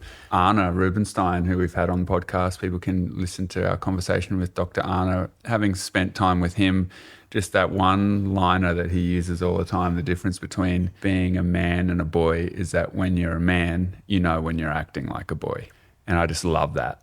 And I can take that in 2 ways personally, and that's like in the water today, I feel like a little boy, and it's fantastic. Like, it takes nothing but a bit of light bouncing off those lefts with a dark headland behind them to make me feel like a 10-year-old boy. And then there's other times where I've got stuff to do around the house or for the family or for kids or whatever, and I perhaps don't want to. And I'm acting like a little boy, and I don't want to do this shit, man. Like, and then I go, oh, hang on. That's me acting like a little shit. I'm acting like a little boy. Step back and like pull your head in, basically. Can you relate to that? Is that a feeling you oh my can God, relate to? Absolutely. Kidding. Yeah, that's a beautiful. I haven't heard that line before though. Is that you just know when you're acting like one. Yeah, that's a great one. I'm going to take that one with me for sure. Ziggy, who are the artists that you are really feeling like are defining this moment in time? You know, like, I feel like every generation has like defining artists who capture the zeitgeist in kind of a timeless way. We've got the Beatles, or I think of like Nirvana in the 90s, and a couple of winters ago we had this winter playlist, and Andrew Bird's Bloodless, that song was on it, and we both would just like stop and be like, knowing we were in the presence of great art that was capturing the mood of the culture that we're in, the wider culture at this moment in time. Are there artists like that who you feel like are defining right now? Gosh, yes, I do. One of them I don't know, like There's someone who I can think of that is a ripper artist who's like super poppy, but they have so much to say about the world. The 1975 from England, and they're like ultra poppy and kind of give this blase that like you would be right to listen to them and be like, they're not saying anything about nothing. And you dive into the catalogue or into their lyrics and certain songs. It's like trippy to think about if something at the moment can like describe or capture the zeitgeist. Like, if there's something that can describe and capture the zeitgeist and equally be timeless, that would be an amazing like mission to be on. I can think of Noah Kahan does that a little bit. He's like telling you about In the Water. I think he's captured some of like the feeling and weirdness of modernity. He has this line in one of his songs, spent my savings at a Lulu and now I'm suffering in style. And like, you know, and like that's like a crazy that like straight away I know what he's talking about. Yeah. So that's interesting. I think making timeless music is at an all-time low, and it's a super exciting thing that we should like be headed towards. It's not a big focus for like, I don't think, for artistry. The tricky thing is you don't necessarily make timeless music by focusing on it. Do you know? It's like one of those, like, it can become, it can't really be an objective, can it? You know, like, yeah. I'm going to make something timeless. They're kind of like, I'm going to shred. Oh my God. You know? How would you even start if you set out to make something timeless? Oh, my yeah. God, the overwhelm. But like, but there is stuff that we look at. Like, you look at Bob Marley, you're like, come on. Yeah. Like, some of his stuff, like, it was ahead of his time, and it's still like wow, so special. So Well, you brought up Bob. I have to ask, is your name from the great Marley family? I get this question a fair bit. I'm sure. And it is not from the Marley family. It's actually from my mum was a big fan of Bowie. I knew it. Yes. Awesome. And I went to play guitar left-handed all these years later, which is awesome. But also my sister's soft toy, older sister, her soft toy line was called Ziggy. And so it was kind of like, 2 strikes, and they were like, this is going to be it. This is the name. Sweet. Yeah, it's music at the moment is in such an interesting place because there's so many hyper niches. It's like we have so many, like, we have breweries, like in Australia we have like breweries that are making like ultra niche. Everything's like, there's so much music now that to try and think about songs or an artist that is capturing the zeitgeist. The 1975 and Noah Kahan, I think those are 2 artists that are in the mainstream, so to speak, but are like capturing the moment. Yeah. But yeah, it's trippy connecting to, like, there's so much great music that connects to so many masses. I went to an Ed Sheeran concert. It was so crazy to like listen and watch and realize that like our crew on the program, like around the world, in the bubble that I walk into in all little rooms around the world, it's like, it's funny how it's like the whole world isn't granola bars and hiking and yoga. You know what I mean? Like, it's like Pretty it's shocking when you walk out of it. Yeah. I know. And so, yeah, going to a big major concert recently, I was like, and in the crowd, and it was awesome, and it was unreal, and it was even more awesome because he's on stage largely by himself with a guitar doing 3 nights at a stadium. You're just like, how is this even possible? Wow. But it's interesting that you say about like, we could have the aim of making something timeless, because at the moment there's a lot of focus on making something relevant in music, and there's a lot of pressure to be relevant, and that pressure's always been there for sure. But I can certainly say that, like, even in my bubble, safeguarded by family and an independent career, you still can be swayed by wanting to make something that connects with people now. But we're in the time of like super hits that last like 1 week. It used to be a one-hit wonder that would last someone's life, and then it was like a one-hit wonder that lasted a year, and now it's like someone's the next biggest artist for like 24 hours. Like, it's insane, and like it probably won't last like that for much longer, I don't think. Like, what point is it too much turnover? I don't know. That's super fascinating. And it makes me think of that period when the Spotify tech was coming out and people were freaking out. Artists were freaking out about music being accessible on the internet, like for free and just everywhere, and that music careers were going to just die. And then the feeling in the air of it pivoting to people's in-person performances and the value of you. Yeah, like you can't just rest on your record sales as an artist anymore, because those record sales don't exist. There's nothing there for that. So you have to go out and be in a room with people again. Like at that period, I forget when that was, early 2000s or something? I reckon, yep. Yeah. And I just remember that being such an interesting time, because it was so doom and gloom, like, oh my God, the internet's going to destroy the music world. And then same with books. It's like, oh no, no one's going to be reading books. And here we are, it's 2026, and books are still powering, and people love them perhaps more intently than ever. And so, yeah, I just wonder, like, when thinking about the artistry of timelessness and reflecting back to the world, it makes me think of the lyrics in your song where you talk about having your guard up and down, and a young man speaking that way in those circles. It's probably not that common yesteryear. And thinking about you striking a chord with people probably in that realm, whereas there's more articulation of being a young fella, a good-looking, talented young fella who can speak that way. And so, I don't know, there's just something there that I feel like it's cool to hear you talk about maybe the bottoming out of the music world's like timelessness and artistry there, and what's going to come from that. It's like, yeah, you're at the bottom, and what's going to sprout and grow next is really exciting. And it's cool to know that you're in that mix and you're playing those venues and you're in those bubbles. And it's just been really cool for us to watch that, for everyone who knows you in our surfing music circles to watch that and to see you do so well with it is really cool, because you're kind of like an astronaut coming back and you can come and talk to people about your exploits in the exterior of life. Like, you know, you go like, and I think that's part of the spectacle of musicians, wouldn't you say? Like why we love the story, even though they're tragic tales of Michael Hutchence and the Morrisons and all these different people over decades. It's you're reporting back to the rest of humanity, like what it's like to have that peripheral, vibrant edge as a life. And what an interesting time to live in a moment where artists can also be healthy and long living, you know, and not succumb to the old stereotypes of needing to be thrashing bodies in order to make good art. You know, I feel like that feels really exciting and fresh. Yeah, to me. The radical thing is to not be a spark that burns brightly but briefly. Yeah. You just said something that's like, again, so beautiful. Music is literally a doorway to humanity. That's the biggest gift, is that people just come up to you and they're like, and they it's like it's so precious and tender, and it's like a really big responsibility that I think musicians, we need to be like so mindful of and honest with each other about how precious it is that people just like come to you with these stories, or like, hey, you were like, because they know you, they're like, your song was in my ears in this time of my life, you know, and I feel that way. Wow. I mean, like, yeah, It's a huge responsibility. Like here, yeah, it's a huge responsibility, but and like you should like, it's easy to act like a boy when you should act like a man about it as well. Like you got to, that's like a gift. Don't screw it up. Coming here today, like I put on the Every Kingdom Ben Howard album, which all my friends know. They're like, oh, we're in the car with Ziggy because this album's going on. And it's like that moment was with me when I first like drove down south in my little Corolla,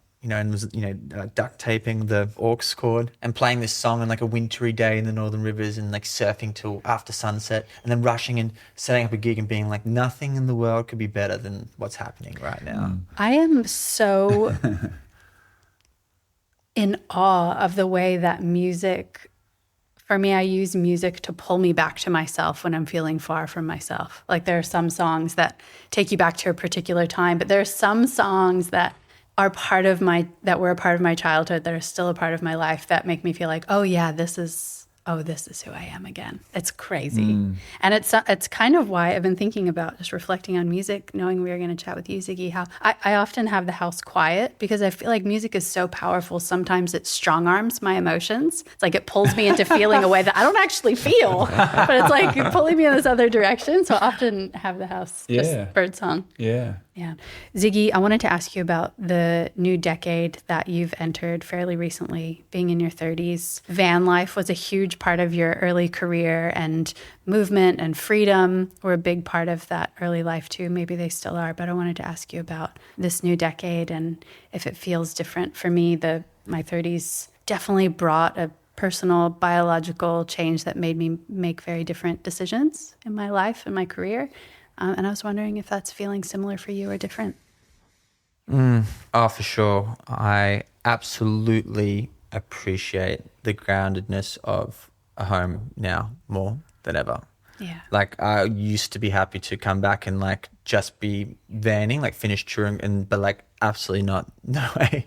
Appreciate like appreciate being able to like, whether it's my house or another house, but for sure like the kind of anchorless thing when you're already doing the tour thing a lot, that's definitely changed. And I think someone said this before, like stumbling uphill, but I definitely in the last couple of years was like the next decade is like healthier, happier, stronger, more peaceful.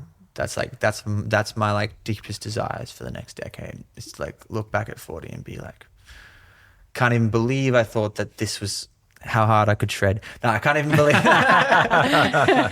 just like look back and be like, oh wow, like I thought that was like me topping out at what I'm capable of, whether it's that second gear or like how you can show up in relationships or just handle. Went on a trip recently with my partner and my cousin and my little niece, and like just that showing up, like finishing work, music work, and then there being like a screaming child. And just like when you like show up there, you feel like, you know, even if it's me just on uncle duties for like a second, you know, or for that trip in particular, but like it's cool when you like, wow, there's actually there's more of me than I thought. Like I got like even a bit more to offer. I could handle myself just a bit better. And then you throw a wobbly and you don't handle as good. But yeah, the next decade, I just feel like that's the dream for me, is to just, yeah, like healthier, happier, stronger, more peaceful. That's my big mission. And that's something that came up, and surf more, not less.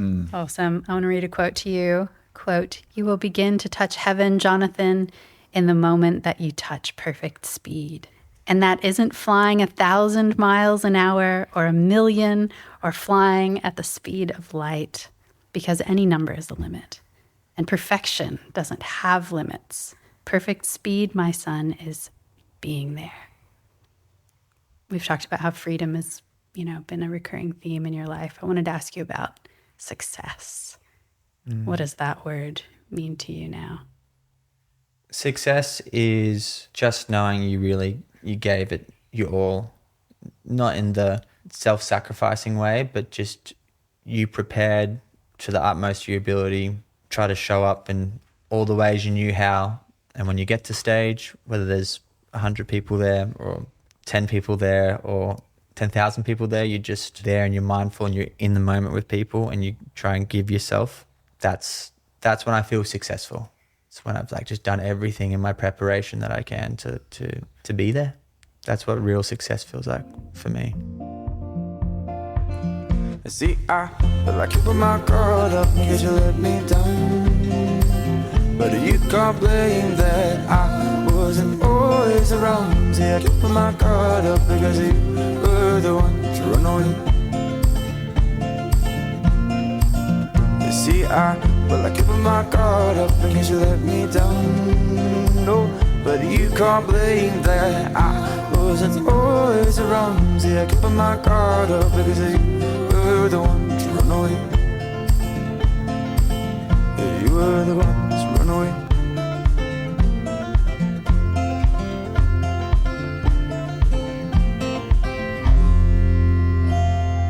Thanks for listening with us today. Our editor this season is the multi-talented Ben J. Alexander. The soundtrack was composed by Shannon Soul Carroll, with additional tunes by Dave and Ben, and a special track from Ziggy Alberts called Runaway. We'll be continuing today's conversation on Instagram, where we're at Water People Podcast. And we're now on Substack. Sign up to get bi-monthly updates in our newsletter called Field Notes. It's where we share behind-the-scenes stories from making the podcast and the books, films, and music we're absorbed in at the moment. Written by us, free to read. Link is in the show notes.